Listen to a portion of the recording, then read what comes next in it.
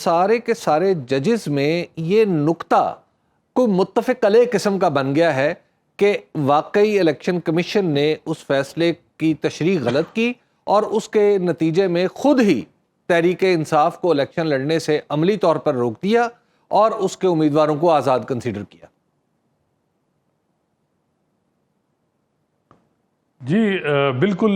आज भी एक ही सवाल था जिसका जवाब इलेक्शन कमीशन के वकील नहीं दे पा रहे थे। वो ये था कि आपने पीटीआई के जो कैंडिडेट थे जिन्होंने अपने सर्टिफिकेट भी जमा कराए और अपनी एफिलिएशन भी बताई, तो उनको आपने इंडिपेंडेंट कैसे डिक्लेयर किया? इस बात का बताएं। इलेक्शन कमीशन ने फैसला कैसे किया? वो जो मीटिंग हुई उसके मिनट्स दिखाएं। अब इलेक्शन कमीशन के वकील जो हैं वो 13 जनवरी का फैसला उस तरह हवाला नहीं देते, क्योंकि दूसरी हालांकि जो है वो वाज़ेह है कि इलेक्शन कमीशन ने उस फैसले का ही सहारा लेना था, लेकिन जस्टिस काजी फैसल ने जब कहा है कि उसकी इंटरप्रिटेशन गलत हुई है, उसका रिव्यू पेंडिंग है, उस तरफ मामला नहीं जाता। आज जैसे आयशा मलिक ने तो ये भी कहा कि दिसंबर में जब पहला फैसला आपने दिया था और कहा कि जी जो इंट्रा पार्टी इलेक्शन इलीगल है, वहाँ से एम्बिग्युइटी स्टार्ट हुई है और आपको एक्सप्लेन कर देना चाहिए था कि जी ये जो सिंबल का मामला है ये अलग है और जो पार्टी एज ए पीटीआई वो मौजूद रहेगी, वो जरा डिफरेंट चीज है, ये एक्सप्लेन करना चाहिए था। और इस मामले पर जस्टिस आयशा मलिक ने ये कहा कि कंफ्यूजन इलेक्शन कमीशन ने पैदा किया। अगर इलेक्शन कमीशन कंफ्यूज हो सकता है तो उम्मीदवार भी तो कंफ्यूज हो सकता है। जी उनका ये पॉइंट ऑफ व्यू है, जैसे आयशा मलिक की तो बात है, लेकिन जस्टिस काजी फैसल क्या वो इस पॉइंट ऑफ व्यू को एक्सेप्ट करते हैं या नहीं, ये बड़ा इंपॉर्टेंट है। क्योंकि जस्टिस काजी फैसल अगर वो इस चीज पॉइंट ऑफ व्यू को नहीं एक्सेप्ट करते तो बज़ाहिर ये है कि 4-5 जजेस फिर एक्सेप्ट नहीं करेंगे। तो ये देखना है कि 13 में से 7 जजेस की अक्सरियत चाहिए।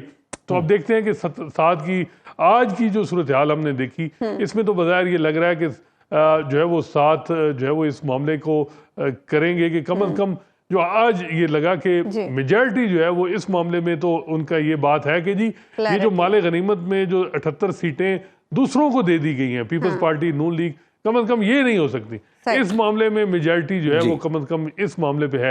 अब क्या ये पीटीआई को मिल सकती हैं, सुन्नी इत्तेहाद काउंसिल को? इस पे अब जो है आप देखते हैं कि क्या मेजॉरिटी होगी कि नहीं। कुछ जजेस हैं जो क्लियरली इस पे पोजीशन है उनकी, लेकिन क्या वो मेजॉरिटी में होंगे या कम होंगे, ये आप देखना होगा। जजेस के सामने एक रास्ता ऐसा लगता है उन्होंने पा लिया है कि हम उस फैसले को साइड ट्रैक करते हुए इलेक्शन कमीशन पे जिम्मेदारी डाल सकते हैं और ये मसला भी हल हो सकता है।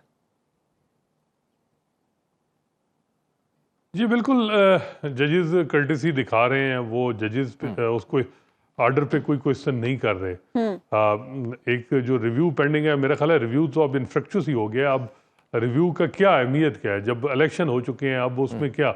हाँ अगर ये है कि पीटीआई ने अब विड्रॉ किया तो ये भी कहा जाएगा कि जी उन्होंने आर्डर जजमेंट एक्सेप्ट कर लिया है। बाकी ये है कि जस्टिस काजी फैसल मेरा ख्याल है उनके लिए गोल्डन अपॉर्चुनिटी है और जजेस इस हद तक भी कर्टेसी दिखा देंगे कि जी यूनानिमसली फुल कोर्ट ये कह देगा कि ठीक है जी इसकी इंटरप्रिटेशन ठीक नहीं हुई, ये तो सिर्फ इंट्रा पार्टी इलेक्शन पे सवालात थे और इस पे सिंबल, लेकिन रिजर्व सीट या और मामलात का तो इसमें कहीं जिक्र नहीं था। लेकिन ये अगर जस्टिस काजी फैसल और यूनानिमस फैसला हो तो तब ही बात है, अगर नहीं होगा तो फिर मेरा ख्याल है कि कहीं ना कहीं बात तो आएगी 13 जनवरी के फैसले पे। अभी बेंच में हम देखते हैं कि जब बात कोई जज करते भी हैं तो जज काजी साहब काफी इमोशनल हो जाते हैं। तो हल तो उनके पास है कि अगर वो सबको ज्वाइन कर लें और एक ये है कि इलेक्शन कमीशन, वैसे बात तो वही हो रही है लेकिन अंदाज बदल गया है।